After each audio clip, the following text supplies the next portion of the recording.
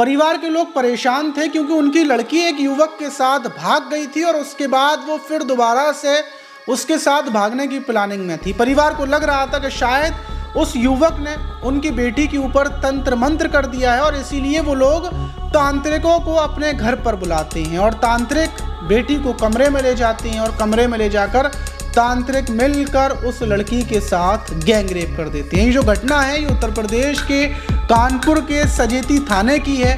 वहीं पर रहने वाली 20 साल की लड़की जो एक युवक से प्यार करती थी और 7 जनवरी को वो उस युवक के साथ भाग जाती है, लेकिन पुलिस जो वहाँ के एसएचओ थे अनुज भारती, वो उस लड़की को उस युवक को वापस ले आते हैं, परिवार को सौंप दिया जाता है। लेकिन जो लड़की थी वो दोबारा से उस प्रेमी के साथ भागने की बोल रही थी, वो उसी के साथ शादी करने पर अड़ी हुई थी और परिवार टेंशन में चला जाता है। उनको लगता है कि ज़रूर उस लड़के ने तंत्र मंत्र किया है, इसलिए 9 जनवरी को 2 तांत्रिकों को बुलाया जाता है, जिसमें एक तांत्रिक का नाम कल्लू जिसकी उम्र 70 साल थी, दूसरा उनका ही मौसा था और ये दोनों तांत्रिक उस लड़की को कमरे में ले जाते हैं। कमरे में ले जाने के बाद ये तंत्र मंत्र क्रिया करते रहते हैं घंटों तक और कई घंटों के बाद जब लड़की बाहर आती है तो पता चलता है कि तांत्रिकों ने उसके साथ रेप कर दिया। लड़की चिल्लाई क्यों नहीं, तो तांत्रिकों ने कमरे में उसके हाथ पैर बांध दिए थे। उससे बोला था कि अगर तुम चिल्लाई तो तुम्हारे माता पिता मर जाएंगे और अगर तुमने बाहर जाकर ये बात बताई तो भी मर जाएंगे और ये जो हम तुम्हारे साथ कर रहे हैं गलत काम,